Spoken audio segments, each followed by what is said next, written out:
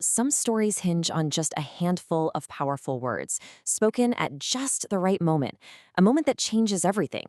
Today, we're going to walk through the crucifixion of Jesus, and we're doing it by drawing from a really unique transcript from the AI Bible, which pieces the whole story together through what feels like firsthand accounts. And you might be surprised where it starts. Not with sorrow, but actually with a massive celebration. So, our story kicks off not in darkness, but with this huge roar of celebration.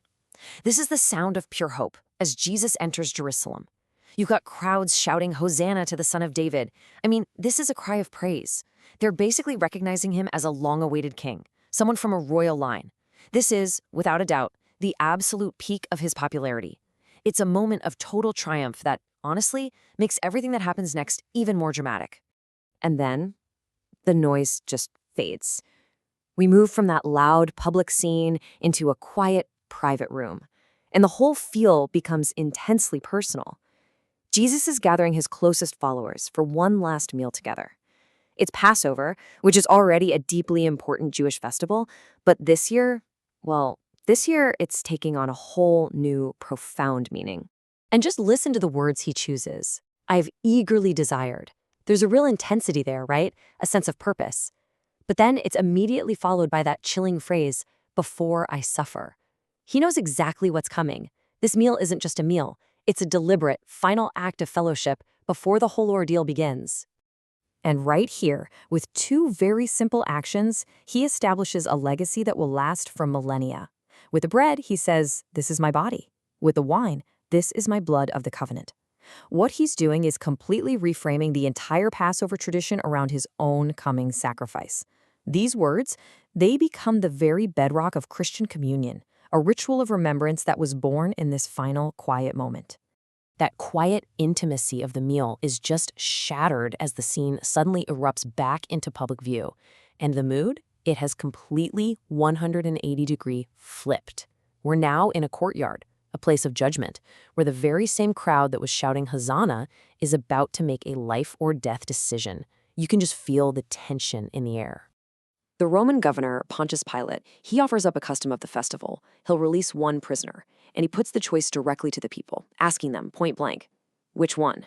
The power, right here in this moment, is literally in the hands of the crowd. Their voice is going to decide who walks free and who is condemned. And wow, the choice could not be more stark. On one side, you have Barabbas, an insurrectionist, a guy who is trying to bring political change through violence. And on the other side, you have Jesus, called the Messiah, a teacher, a healer, who spoke about a completely different kind of kingdom. The crowd's shout to release Barabbas seals Jesus' fate. It's just a staggering turn from the cries of Hosanna only a few days before. And so, we arrive at the story's most solemn place, the cross. The noise of the trial, the shouts of the crowd, it all just fades away. All that really matters now are the final words spoken by Jesus. And these are phrases that have been analyzed and reflected on for centuries. His first words from the cross are not a curse, not a cry of pain, but a prayer. "Father, forgive them, for they know not what they do." Think about that. He is asking for forgiveness for the very people who are executing him. It is such a radical act of grace, the central theme of his entire teaching being put on display at the most extreme moment you could possibly imagine. We're now at the climax of the story. As the sky darkens, the final statements from the cross, they signal the completion of everything that really began back at that last meal. When he says it is finished, it means so much more than just it's over. The original Greek phrase also carries the meaning of paid in full. So this is a declaration of completion. The mission, the sacrifice, the purpose he believed he was sent to fulfill, in this moment, it is accomplished. And with his very last words, he releases his life. This isn't a moment of defeat at all. It's one of profound trust and surrender. It's a peaceful commitment of his spirit back to God, and it marks the end of his earthly suffering. But wait, the story doesn't actually end at the moment of death. The focus now turns to a really unlikely observer, a Roman centurion. This is a hardened soldier. He's in charge of the execution. He would have seen countless deaths. He is the ultimate outsider to this whole story. And it's from this soldier, this agent of the Roman Empire, that we get the story's great proclamation. After witnessing everything, the way Jesus spoke, the way he carried himself, the way he died, the man has this profound realization. It is the narrative's ultimate revelation, and it comes from the most unexpected source imaginable.